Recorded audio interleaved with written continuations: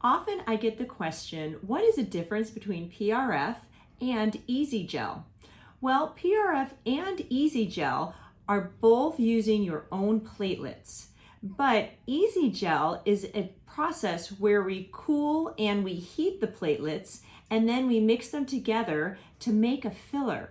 So when we inject PRF itself, let's say we're doing your tear troughs, in a day or two, it all gets absorbed and you have to wait for the results.